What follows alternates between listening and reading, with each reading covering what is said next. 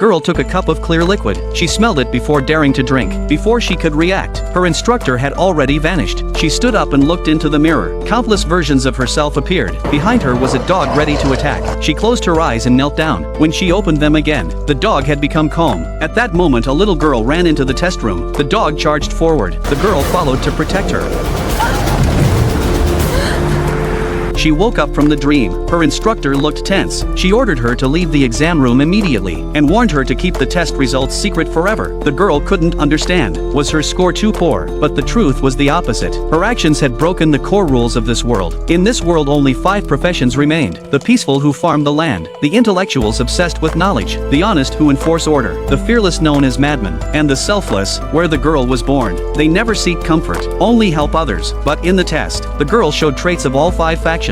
People like her are called divergents. They are hunted and eliminated. So the instructor protected her secret. When results were announced, she went with her brother to the choosing ceremony. All young people gathered together. They could choose any of the 5 factions, but once chosen, those who left their birth faction could never return. Her brother chose the intellectuals without hesitation. More and more stepped forward to choose. Then her brother's name was called. He had always lived as a selfless person. Their mother was confident he'd stay, but he shocked everyone. He betrayed the family and chose the intellectuals. The selfless were stunned. Then it was the girl's turn. She stood up hesitating. Her parents had just lost a son. She meant even more to them now. She planned to stay with the selfless, but she looked toward the fearless and finally followed her heart. She chose the fearless. After the ceremony, she looked back at her frozen parents. They never imagined both children would leave. The fearless were seen as mad by others, but she enjoyed their energy. They ran toward a bridge. Each picked a spot and climbed up. She was afraid, but climbed with all her courage. That was only the beginning. They stood at the edge, watching a train approach.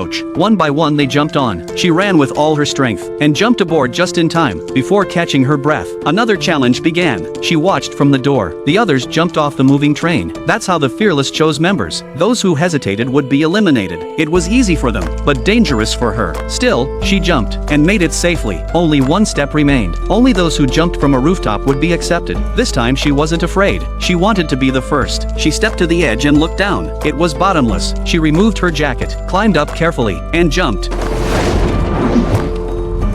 As she fell, a large net caught her. Someone pulled her out. She had finally become one of them.